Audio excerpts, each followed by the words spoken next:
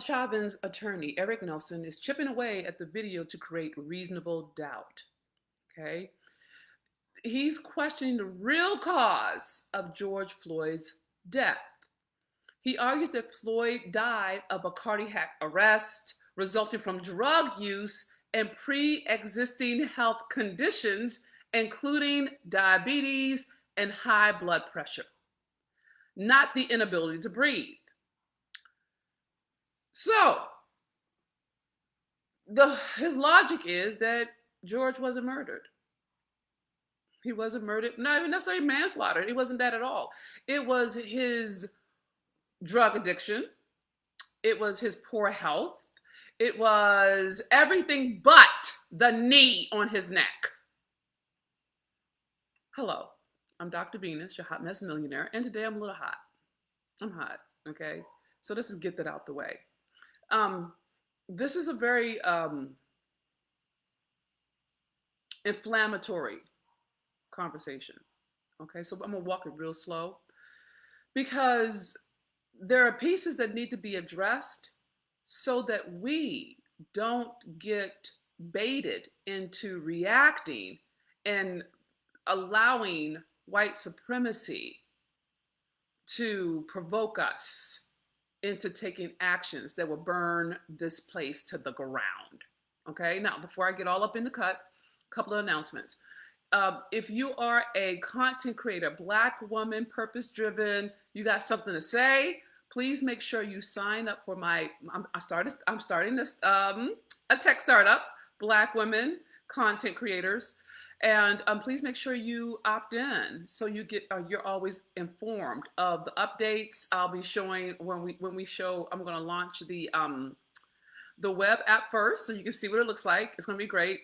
We're in production. We're doing this, and we're doing it well. So I want to make sure you have the opportunity when the opportunity comes around again. So you can get updates, find out what is happening, participate, join me. It's going to be wondrous, but you got to get on the list in order to find out.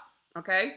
And if you are a Black woman who is a hot mess on a good day and committed to networking like rich people do, you have to join the Hot Mess Millionaire Facebook group. It is such a good space. We have stuff around there for authors. We have, on Saturdays, we have Network Like a Mogul where you can pitch the entire group and literally look for partners to grow together, to do networking for networks, not one-offs, okay? So I'm going to encourage you to make sure you join the Hot Mess Millionaire Facebook group. Please fill out the 3 simple questions so we know you're not a robot and we know you're not a troll, okay? So please make sure you do that. And the last thing I'm going to say before I jump right in is please subscribe to the Hot Mess Millionaire podcast and share, tag, comment. This is a dialogue, not a monologue, okay? And your voice matters here. Your truth matters. So, and please make sure you say whatever you have to say it in love. There's no need to, even if you're hot, you can have a dignified conversation, okay? So please honor the space and honor each other by speaking in the tone of love, right? Don't come from me because I'm a flex. It's going to happen, okay? So let's just not go there. But what I am going to encourage you to do is share this broadcast. I have included some resources so that I don't try to regurgitate stuff that lawyers say. There are different articles and videos here in the notes that will give you additional context for the conversation I'm about to have, okay? So share those resources. Share what we're talking about. I believe sharing is an act of love.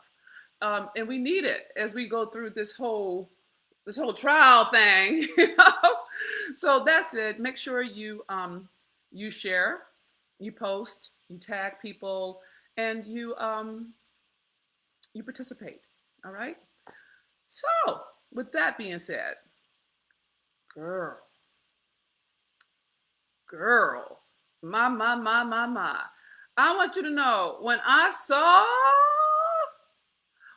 saw Eric Nelson start talking about reasonable doubt, that George was an opium addict, that he had drugs in his system that made him susceptible, I was like, do y'all think we just stupid? You know, this thing who am I going to believe, you or my lying eyes?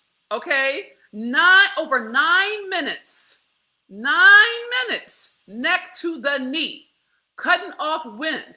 You can hear him say, George said 27 times, I can't breathe. The people around him said, you're killing him, you're killing him. Everything says, dude, ease up. But no, Derek had his hand in his pocket, stared the camera down, and dared us to step in. And no one did. Not the people, not his colleagues, not the bystanders, no one. Okay? And there are a lot of reasons for that, but I'm not going to get into that right now. What I'm more concerned for is the character assassination of the Black body, specifically the Black male body. And the reason why I want to talk to you about this notion of George Floyd's murder, I'm not so much talking about his body as much as his character. I say George's character is on trial. Black character is on trial. You want to start noticing, if you haven't already, how they dig up every possible piece of dirt that they can find to justify killing a Black man.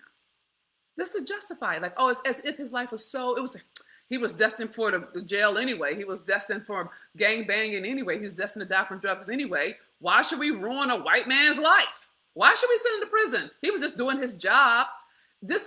You need to understand. God, help me not lose my temper today. Jesus, please help me. I should have told y'all who are new to me, I curse, cry, and pray sometimes in the same sentence. I can't guarantee how we're going to do today because I'm a little on the hot side, but we're going to walk it real slow.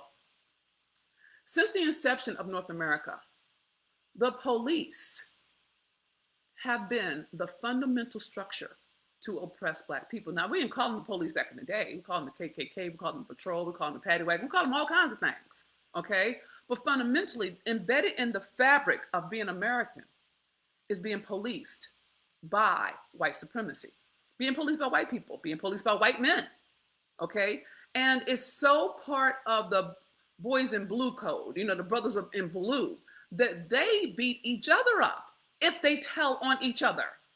So there's a punitive consequence built right into the system that's designed to keep Black people suppressed, oppressed, and scared, all right? So when I listen or read, because I can't view any of it, about George's humanity, he was an imperfect man, okay, but that doesn't equal his life didn't matter, all right? And how we don't do that for Derek, notice we're not talking about his life. Notice we're not talking about his dirt. How many, in his 19-year career as a police officer, how many complaints did he get? How many been acted on? How come that's not making headlines? How come we don't hear about him? How come we don't hear about his character? You just want to notice how the headlines point to drug use. He's a Black drug user. So it's a fascinating positioning that is so historically rooted in oppression and suppression and terrorizing that it now becomes marketing fodder, okay? And so when I talk about George Floyd on trial, I'm talking about his character. Because if you can get one person, I just want you to hear this, if you can get one person out of 12 jurors to do reasonable doubt, do you know how that, think about white privilege for a moment. Think about white people on the trial, the jurors. Think about the people that they're surrounded around. And that what if one of them feels like, oh, if I don't side with, with the white people or with the police, Black people are all trifling. We know that they're bad. We know that they're drug users. George was a drug user. His girlfriend said so. They were doing drugs together. Then it's possible that the drugs killed him, not the knee. The knee was just, the necessary evil to subdue him. Can you see how quickly that could turn? Do you see how just someone's self-image of being a good citizen, being a good white citizen, being a fair white citizen, Well, I don't want to take the video because the video is biased. No, the video's accurate, but whiteness, and be clear, whiteness doesn't mean skin. Whiteness means ideology, how you see yourself, relating to yourself as better than, or you know more, or you have rights, or you're entitled. You could be a black white supremacist. We know some, okay? You could be a Latino white supremacist, George Zimmerman. Do you understand? So it's not skin. I think skin makes it simple. You have to be a thinking person to understand when you're being pimped, all right? All it would take is a juror or two to have reasonable doubt for this man to get off or get a slap on the wrist. Does that make sense? It's not an impossibility, and I need you to hear that. So I'm not being negative, I'm being practical, all right? Because I don't trust that white privilege will not rear its head. Look at it this way. White people are pissy, okay? They've been mad because we came out and voted, and we did it the right way. But they called us a liar. They said our votes don't count because we're 3/5 because we're black people, okay? We won the election. We stood up to all this. How can I say? Let me make sure I'm clear. White supremacy is dying, and it's not going out without a fight. And it almost always gets worse before it gets better.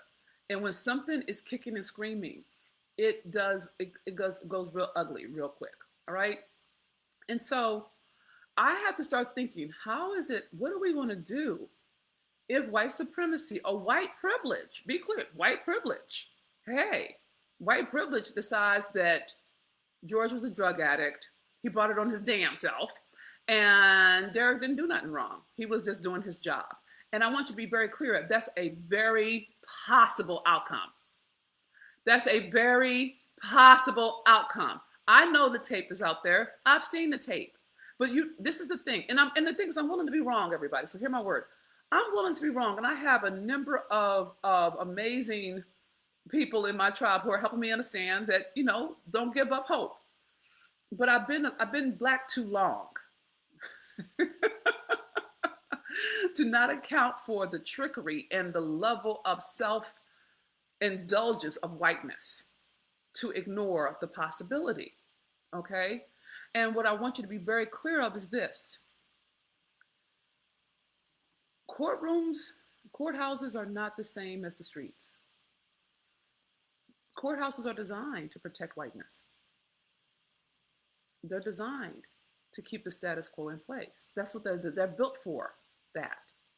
Now, because the camera's on, the world camera's on, everyone's watching, okay? And I will say this, and I need to put this in because it's a fair point. One of my followers pointed out to me that all of Derek's supporters they ain't backing him. And that's the first. And that's part of the solution. I'll get to that in a moment, okay? What I'm present to is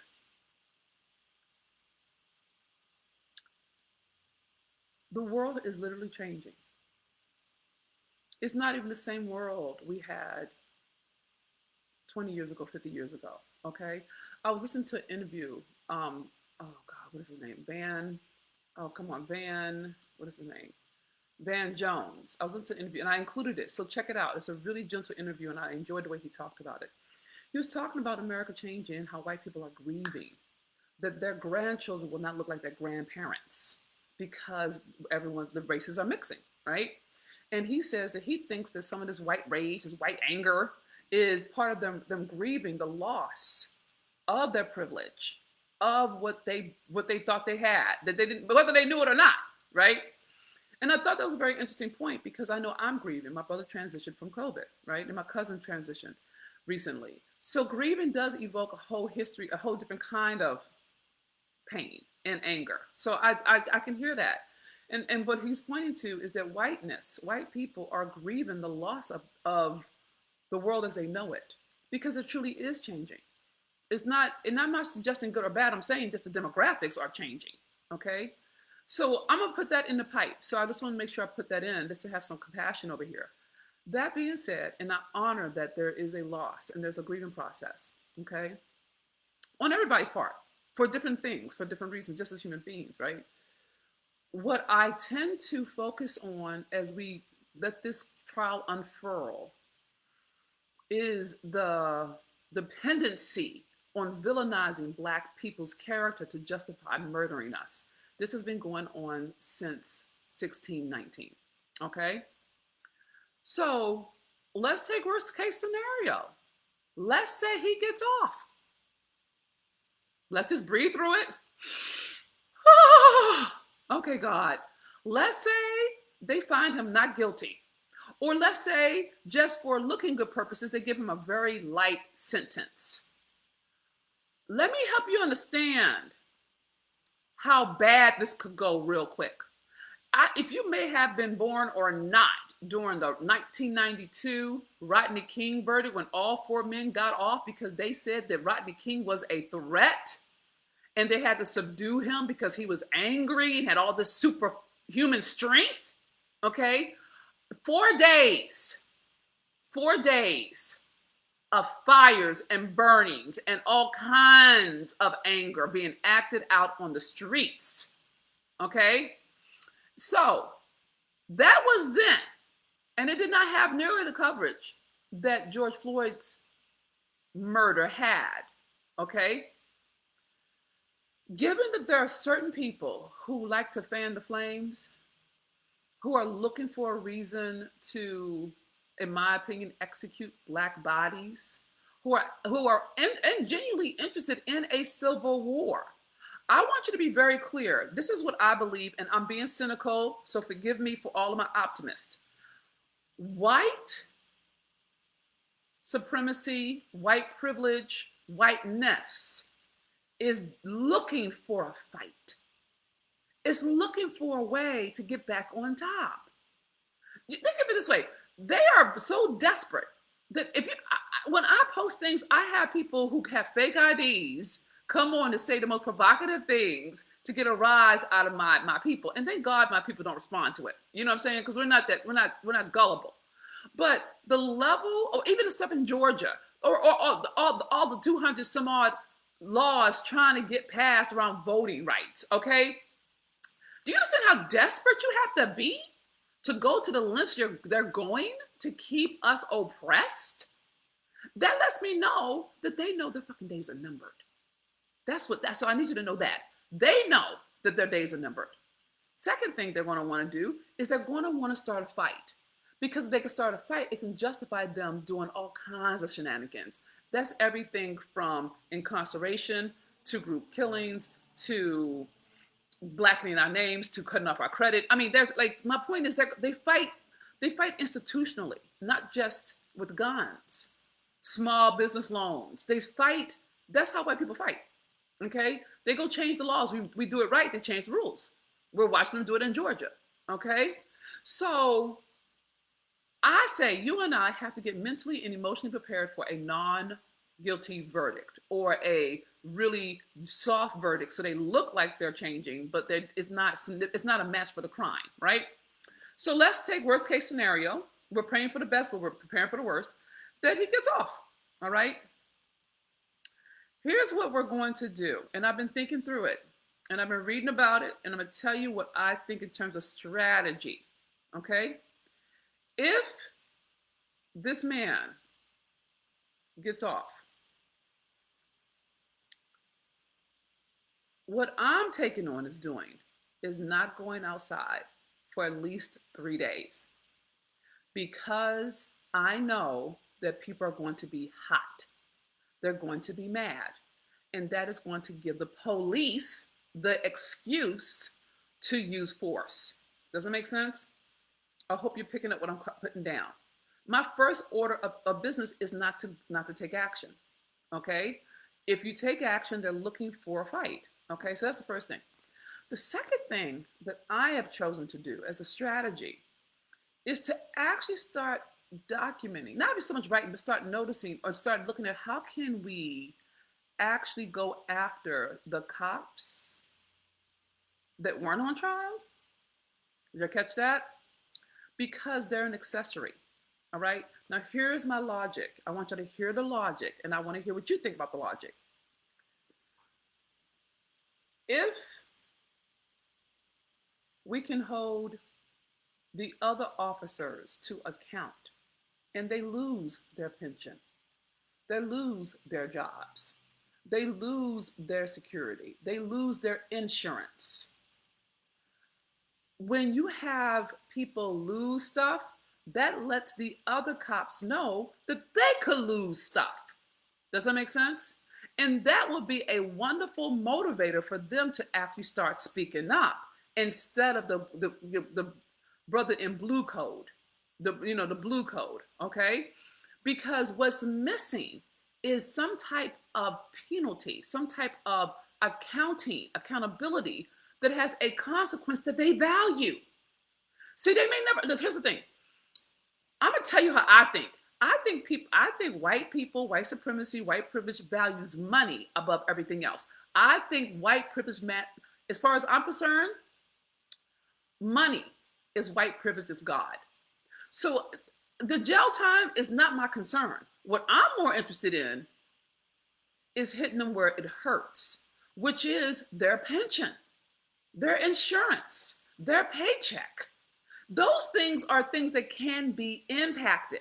Now, it may be state by state, it may be federal, I don't really know. But what I do know is this: when you start messing with somebody's money, that puts them in jeopardy. That makes them threat. It's not about, in my world, the justice isn't jail time. The justice is they lose all of that time that they put into this job. All those years, 19 years of work, gone because they showed their ass. You see what I'm saying? I say if we start looking at how can we structurally impact the things they value versus trying to get justice, I say we'll be more effective. Now, that's my take. That's how I'm thinking like a marketer. I'm thinking like a capitalist. Okay? I'm not thinking justice in terms of jail time. I'm thinking justice in terms of loss. If you are a police officer and you put your life on the line for 20 years, 30 years, 15 years, and you do some shenanigans and your blue brothers turn you in because they don't want to lose their pension, they don't want to lose their job, their paycheck, they don't want to lose their insurance, they want to be able to fund their kids' college fund, and that goes away, that impacts the group. It doesn't just impact one individual, it impacts the culture. So my mind is saying, I'm going to let my attorney people handle the law stuff. I'm going to let my social activist people manage the march stuff. I'm looking at the money. I'm looking at the money. And I think that if we actually put our attention on having police lose something that matters to them, they will actually stop enabling each other's violence. That is where I'm coming from. Now, I don't know if we're willing to take that on, all right? But it's different than taking it to the streets, okay? I believe they're looking for us to take it to the streets, and rightfully so. But I think that they're prepared for that. I think honestly, strategy, ladies and gentlemen, I think they know that. And I think they're planning for it. I think they are. I mean, if I were on the other side and I were doing, if I were playing chess, I would account for people, I would account for rage, right? So I don't think that it's something that's a far-fetched notion that provocation would have us, you know, when we were protesting for George, I think some police precincts got burned, and then they turned the whole protest as, oh, Black Lives Matter are violent. Never mind all of the stuff that the police were doing to us. You see what I'm saying? You see how they do that? They ignore everything they do. It's like white privilege is white blindness, right? They ignore the provocation, they ignore the insinuation, they ignore the poking at, and then when we react, we get beat down, we get thrown in jail, we get shot, we get water hosed, we get tasered, we get all of this, and they're like, well, you were violent. But it doesn't account for that they started it, okay? So I'm anticipating that if they did that with George, they'll do that with this trial. They'll provoke, and they'll get all the armor on like they did for us during the summer, but they didn't do that for the insurrection. Because as far as they're concerned, the insurrection, those are Americans, those are patriots. We're just savages. We're just unruly animals that have to be subdued at all cost. Okay? So I actually anticipate rage. I do. I anticipate people getting mad of all races, by the way, because everyone's outraged by this, and evoking reactions and retaliations. I anticipate that. Okay. And I'm gonna tell you this, I anticipate that even if he's found guilty. Because white supremacists are gonna be like, y'all did us dirty. Oh my God. They're gonna do their thing. Okay. I anticipate that. But they won't have this, but the police won't relate to them the same way they relate to us. They won't hurt them like they hurt us. They won't kill them the way they kill us. So I'm not so concerned about them with the police. I'm not. Because as far as they're concerned, that's their cousin. You know what I'm saying? That's their uncle, that's their friend, that's their buddy, that's their fishing man. You know what I'm saying? Like they don't do them like they do us. Look at the insurrection in January 6, 2021. So you should know that. So don't ignore the obvious. But when it comes to black bodies, black and brown bodies, black and queer bodies, or bodies that are not white male bodies or white bodies, they are very, very violent with us.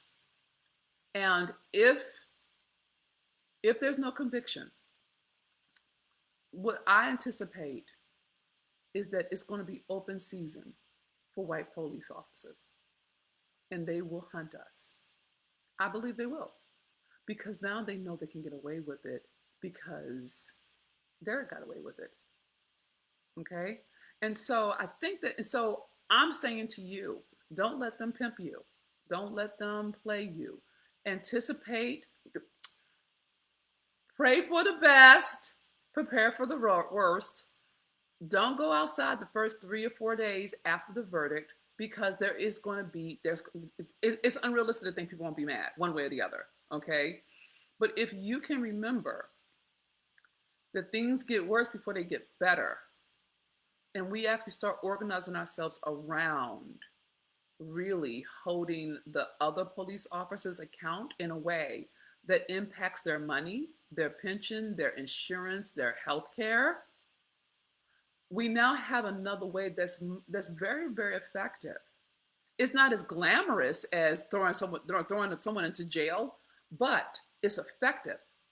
Think about not having insurance. Think about your job or having your 401k gone away that you worked years for. Think about that for you. That would be an incentive to actually have you do right. Okay? And I think that we could actually focus on the other officers who didn't interfere. I think there's a real strong probability that could actually work. And I want you to hear the logic. The reason if Derek gets off, then we're going to be looking for blood, and they may throw those police officers under the bus. You see what I'm saying? So my point is, I need you to think and not react. All right? I really do. And I need you to think and not react such that no matter what happens, you keep your cool and you use your head. Okay? I know it's not a glamorous strategy, but it's an effective one if we actually do it that way. Okay? And I know it's not like justice for all. I'm clear. I know it's not, they need to be out of the jail. I'm like, I hear you. But I would rather for him to have to deal with his children not being able to go to college because he can't afford it. Okay? Because he killed somebody or he let someone be killed. And he could have stopped it, and he didn't. Okay? So that's my contingency plan. What's yours? If you got something better, please share it. I'm open for all possibilities. Okay? And I think that if we start thinking through what are strategies that will make a difference so that we actually impact the infrastructure. Okay? The infrastructure of the police departments in North America. If we start dealing with that, one of the reasons I'm so committed to creating Black women billionaires is because I'm dealing with the infrastructure that comes with that. The money is the easy part. What I'm looking at is, in order for us to fight systemic racism, we have to create systems. Uh, we have to have structures. And in order to have structures, they have to be funded, right? And I don't want white people funding our structures because they always sabotage them. Right? Which is why we have to, and we can't. Thank God for capitalism. But the thing that makes the difference is not one person going to jail. Mm-mm.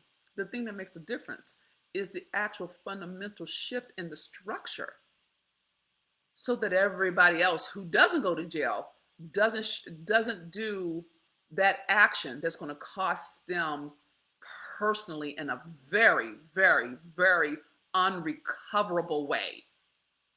That's my story. I'm sticking to it. So, so that's all for now. Know that you love beyond all measure, my sweet sister in success, and the brothers who love us, and all of our allies. There's a wonderful video with this white woman ally. I included it in the notes, and she said everything I was feeling. Okay, so check up on it if you haven't already. And it's great to have allies. So for all my allies, even I have some allies who post on my Facebook page, and I love them. They give me language, they give me distinctions, they break the law down for me. And so I want you to be clear: whiteness, white privilege, white supremacy doesn't equal skin color. We have a lot of support from people who happen to be white, who aren't white supremacists. Okay, so it's not all bad, and it's not all cops are bad. No one's saying that. I'm saying the structure needs to be penalized. That is, and I think fundamentally, if we don't penalize the structure, we will never have social change. I'm not concerned about the jail. I'm concerned about the system. That is where I am focusing my energies. And y'all know how my mind works. I'm following the money. Where the money at? How do we get this done? How do we touch their money such that they stop touching us? Okay, let's lay some hands upon their money so they can stop laying hands on us. Okay, so my prayer is that you were fed by this word. It's like giving word, is like affirming word. If you were, please pay it forward. Okay, I don't know anyone else who's having these kind of conversations or including these kind of resources. So please partner with me in actually getting the word out. This is if we can get everybody to stay cool, no matter what the verdict is, we can save some lives. Okay. And just for my sisters, because I just want to tell you I love you. Thank you for your loyalty. I'm so excited about my new tech startup. We're going into production. Please walk with me on this. It is going to be glorious, okay? And I will keep you posted because I'm birthing 100 Black women, billionaire Black women in the next 5 years. And one of them could be you, okay? So make sure you stay with me and walk with me. And that's all I got for now. I love you in that agape way, and I thank you for lending me your ear, for allowing me the space to be myself, and for sharing my word with the world. I don't deserve you, but I thank God that you love me. Okay, so that's it. This is Dr. Venus, Hot Miss Millionaire. I love you, sis. I love you, bro. I love you, fam. And goodbye for now. Let me hear from you.